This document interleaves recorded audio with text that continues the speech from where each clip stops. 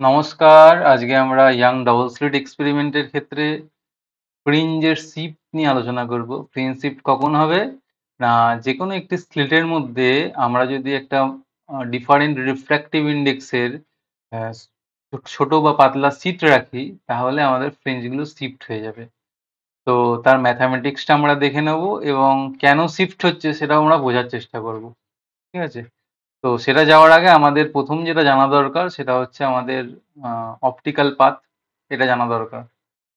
Actual path এবং optical পাথের মধ্যে ডিফারেন্স কোথায় আছে? না, অ্যাকচুয়াল পাথ যদি কোনো একটা মেটেরিয়াল মিডিয়াম যদি ডি লেন্থ যদি ডি লাইট চলে, তাহলে অ্যাকচুয়াল পাথ চলেছে ডি, কিন্তু অপটিক্যাল পাথ কত চলেছে? অপটিক্যাল পাথ চলবে সেটা হচ্ছে মিউ ইন্টু ডি। ঠিক আছে, অপটিক্যাল পাথ যেটা চলবে সেটা হচ্ছে আমাদের মিউ ডি, এই অপটিক্যাল পাথটা চলবে। হ্যাঁ, এটা হচ্ছে অপটিক্যাল পাথ, বেসিক্যালি এটা হচ্ছে মিউ ইন্টু ডি। তার মানেটা কি দাঁড়াচ্ছে? না, তার মানেটা দাঁড়াচ্ছে যে ফিজিক্যাল মিনিংটা, যে কোনো একটা মেটেরিয়াল মিডিয়াম আছে, ঠিক আছে, কোনো একটা মেটেরিয়াল মিডিয়াম আছে, এটা মনে করা যাক লাইট এখান থেকে পাস করলো, এখান থেকে পাস করার পর এদিকে গেল, এদিকে গিয়ে আবার এদিকে বেরোচ্ছে। হ্যাঁ, ধরা যাক একটা ডি লেন্থের পাথ গেছে মেটেরিয়াল মিডিয়ামের মধ্যে।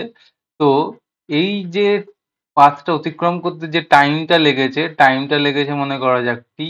সেই টাইমের মধ্যে ও এয়ারের মধ্যে কতটা পথ অতিক্রম করেছে সেটাই হচ্ছে ওর অপটিক্যাল পাথ। ঠিক আছে, সেটা হচ্ছে ওর এয়ারের মধ্যে পথ অতিক্রম করতো মিউডি, বা ভ্যাকুয়ামের মধ্যে ওই মিউডি পথ অতিক্রম করতো। ঠিক আছে, এটা ফেজ ডিফারেন্স বা পাথ ডিফারেন্স বুঝতে এটা অ্যাকচুয়ালি কাজে লাগবে। ঠিক আছে, এবার আমরা চলে আসি যে ইয়াং এর ডবল স্লিট এক্সপেরিমেন্টটা কি ছিল সেটা বোঝার জন্য। সেখানে কি হয়েছিল না, যে কোনো এখানে একটা কোহেরেন্ট সোর্স, দুটো কোহেরেন্ট সোর্স নেওয়া হয়েছিল এবং কোহেরেন্ট সোর্সের ইন্টারফারেন্স তৈরি করা হয়েছিল। কোহেরেন্ট সোর্স বলতে কি না, একটা ফিক্সড ফেজ ডিফারেন্স। সেটা তৈরি করতে গেলে কি হয়েছিল, সেটা তো এমনি এমনি হবে না। সেটা হচ্ছে এরকম একটা লাইট, একটা সোর্স নেওয়া হয়েছে, একটা মনোক্রোমাটিক লাইটের সোর্স নিয়ে সেখানে কি করা হয়েছে, একটা স্লিটের মধ্যে সেই মনোক্রোমাটিক সোর্সটাকে পাস করা হয়েছে। পাস করার পর কি হয়েছে, একই ওয়েভ ফ্রন্ট থেকে এটা ডিভাইড করে দুটো আলাদা আলাদা সোর্স তৈরি করা হয়েছে, S2 এবং S1। ঠিক আছে, এই সোর্সটা তৈরি করে এই একটা ডি ডিস্টেন্সে এটা একটা স্ক্রিন ফিট করা হয়েছে এবং এখানে একটা স্টেবল ইন্টারফারেন্স প্যাটার্ন আমরা পেয়েছি। ঠিক আছে, ম্যাক্সিমা মিনিমা এই প্যাটার্নটা আমরা পেয়েছি। এই যে এর যে সেন্ট্রালটা যেটা আছে, সেন্ট্রালে একটা ব্রাইট একটা ফ্রিঞ্জ আমরা পাচ্ছি সেন্ট্রালের ক্ষেত্রে। এবারে আমাদের কি হচ্ছে, বেসিক্যালি জিনিসটা আমরা কি করব না, এই যে ইয়াং এর ডবল স্লিট এক্সপেরিমেন্টটাকে যেটা শুধুমাত্র দুটো স্লিট দিয়ে দেখিয়েছি, এখানে আমরা একটা সিট যে কোনো S2 বা S1 এ, তাহলে এর আগে S2 তেই এখানে একটা আমরা সিট ইন্ট্রোডিউস করব। সেই সিটটা হচ্ছে, সেই সিটটার আমরা যদি মনে করি যে লেন্থ হচ্ছে যে টি এবং হচ্ছে রিফ্র্যাক্টিভ ইন্ডেক্স হচ্ছে মিউ, এই টি লেন্থ এবং মিউ রিফ্র্যাক্টিভ ইন্ডেক্সের একটা সিট ইন্ট্রোডিউস করলাম। এই সিট ইন্ট্রোডিউস করার ফলে এর যে আমাদের ব্রাইট ফ্রিঞ্জ ডার্ক ফ্রিঞ্জ এগুলো যে পাচ্ছি, এগুলোর কি কোনো শিফট হবে? এটা হচ্ছে আমাদের কোয়েশ্চেন। উত্তরটা হচ্ছে হ্যাঁ হবে। কিভাবে হবে সেটা হচ্ছে উত্তরটা দেব। এই দেখো এখন কি হচ্ছে, এই যে পি যে পয়েন্টটা আছে, পি পয়েন্টে আগে যা ফেজ ডিফারেন্স ছিল, এখন হচ্ছে যে এক্সট্রা যে আমাদের ফেজ ডিফারেন্স তো বটেই, পাথ একটা ডিফারেন্স এই দুটো রে এর মধ্যে যেটা তৈরি হলো, এক্সট্রা পাথ ডিফারেন্স যেটা তৈরি হলো, সেটা আমরা কত লিখতে পারি, এক্সট্রা পাথ ডিফারেন্স তৈরি হলো আমাদের মিউ ইন্টু টি মাইনাস টি। কেন কেন এটা পাথ ডিফারেন্সটা হলো? এটা হচ্ছে কি, সিটটা আসার ফলে আলোর তো আরো বেশি টাইম লাগবে যেতে, টি টাইম লেগেছে যেতে, কি বলবো না, একটা টি প্রাইম টাইম লেগেছে যেতে। সেই টি প্রাইম টাইম লাগার জন্য কি হচ্ছে না, ওর একটা অপটিক্যাল পাথ মিউটি অতিক্রম করতে পারতো, কিন্তু কতটা অতিক্রম করতে হয়নি, সেটা হচ্ছে টি অতিক্রম করতে হয়নি, তার মানে এক্সট্রা পাথ ডিফারেন্স হচ্ছে এটা। হ্যাঁ, তার মানে এটা equal to mu minus one into t, এই যে এক্সট্রা পাথ ডিফারেন্স এটা অতিক্রম করতে হলো। এবার হচ্ছে আমরা আসবো যে কোনো একটা nth ব্রাইট ফ্রিঞ্জ আমরা নিয়ে নিই। nth ব্রাইট ফ্রিঞ্জের এখানে মনে করা যাক yn আগে ছিল, সিট ইন্ট্রোডিউস করার আগে ছিল, তাহলে yn এর যে ভ্যালুটা সেটা হচ্ছে কত, yn equal to n lambda into D by D, তাই তো?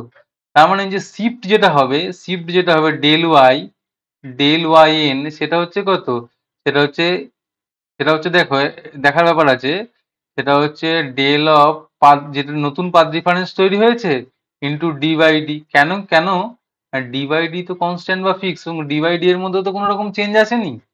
সুতরাং যে এক্সট্রা পাথ ডিফারেন্স যেটা আছে সেটা এখানে হবে। আর এটা হচ্ছে ডি বাই ডিটা কনস্ট্যান্ট থাকবে। এক্সট্রা পাথ ডিফারেন্স কত হয়েছে? মিউ মাইনাস ওয়ান ইন্টু টি। তার মানে যে শিফট যেটা হলো আমাদের, শিফট হচ্ছে কত? শিফট হচ্ছে আমাদের mu minus one into D by D. এইখানে দেখো, এখানে খুব ইন্টারেস্টিং ব্যাপার হচ্ছে, এটা does not depend on Y N. অর্থাৎ হচ্ছে প্রতিটা ফ্রিঞ্জই হচ্ছে সমানভাবে সরবে। প্রতিটা ফ্রিঞ্জের শিফটই হচ্ছে সমানভাবে হবে। যে সেন্ট্রাল ফ্রিঞ্জটা কি হবে? সেন্ট্রাল যে ফ্রিঞ্জটা আগে ছিল এটা হচ্ছে ওপরের দিকে যাবে। এই ফ্রিঞ্জটা কি হচ্ছে? এই ফ্রিঞ্জটা ওপরের দিকে যাবে। ফ্রিঞ্জ গোটার প্যাটার্ন হিসেবে সরবে, হ্যাঁ। তাহলে হচ্ছে কি না, এই যে প্যাটার্নটাই সরে যাবে গোটাটা, এটা হচ্ছে ইন্ডিপেন্ডেন্ট অফ ওয়াই এন। ঠিক আছে। এবার কোশ্চেন হচ্ছে কোন দিকে সরবে। এই যে আমি এই যে আমি মানে যে কোনো একটা সিট যে ইন্ট্রোডিউস করেছি, ওপরের দিকে সরবে না নিচের দিকে সরবে, এটা বোঝা যাবে সেন্ট্রাল শিফট। সেন্ট্রালটা দেখে আমরা প্রথমে দেখি। সেন্ট্রালটার জন্য কি হচ্ছে, এখানে আমাদের যে টোটাল পাথ ডিফারেন্স হচ্ছে কত? টোটাল পাথ ডিফারেন্স আগে ছিল 0, তাই তো? সিট ইন্ট্রোডিউস করার আগে। ইন্ট্রোডিউস করার পরে কি হচ্ছে? পাথ ডিফারেন্স তো 0 নেই। পাথ ডিফারেন্স, এই যে এক্সট্রা পাথ ডিফারেন্স, এটা আমাদের তৈরি হয়ে গেছে মিউ মাইনাস ওয়ান ইন্টু টি। তার মানে কি হচ্ছে? তার মানে এখান থেকে ধরা যাক এখানে একটা লাইট যে আসছে, এখান থেকে আমাদের এখানে যদি একটা লাইট আমাদের আসে, এই যে সিটটা অতিক্রম করে যদি সেন্টারে লাইটটা আসে, ঠিক আছে। তার মানে এখান থেকে কি, এখান থেকে এখান থেকে এই এই জাস্ট এই পথটা যদি চলে যায়, এই পথটা যদি চলে যায়, তাহলে কিন্তু সেম পাথ ডিফারেন্স তৈরি হবে না। সেম পাথ ডিফারেন্স তৈরি হওয়ার জন্য একে, এই যে এই রেটা আছে, একে আরো বেশি এক্সট্রা পথ অতিক্রম করতে হবে। তার মানে কি? তার মানে বেসিক্যালি এইটা হচ্ছে কি, এইটা হচ্ছে শর্টের মানে ছোট পথ যাবে, এইটা ছোট পথ যাবে, ফিজিক্যালি ছোট পথ যাবে এইটা, কিন্তু এইটা কি হচ্ছে, এইটা ফিজিক্যালি বড় পথ যাবে। তার মানে কি? তার মানে যেটা দাঁড়াচ্ছে, যেহেতু এখানে আমরা সিট আছে, তার মানে কি, তার মানে ফ্রিঞ্জের প্যাটার্নটা হচ্ছে উপরের দিকে শিফট করে যাচ্ছে। অর্থাৎ কি না, যেদিকে আমরা সিটটা প্লেস করব, ফ্রিঞ্জের শিফট সেই দিকেই হবে। ঠিক আছে। আমরা যদি এর পরিবর্তে S2 এর পরিবর্তে যদি S1 এ ফ্রিঞ্জ দিতাম, তাহলে হচ্ছে ফ্রিঞ্জ শিফটটা সেদিকে হতো। পরের যে ছবিটা আছে সেটা আরো ভালো বোঝা যাবে। এই দেখো, এই ছবিটায় কি হচ্ছে, এই ছবিটা সেন্ট্রাল ফ্রিঞ্জ ছিল এখানে, আর এখানে যেদিকে আমরা সিট লাগিয়েছি সেই দিকে শিফটটা হচ্ছে, এখানে সেই দিকে শিফটটা হচ্ছে, এটা হচ্ছে কি উপরের দিকে হচ্ছে। এটার ক্ষেত্রে কি হচ্ছে, এটার ক্ষেত্রে আমাদের শিফটটা হচ্ছে নিচের দিকে হচ্ছে। ঠিক আছে। আশা করি বোঝা গেল। আজকে এতটুকুই। ধন্যবাদ।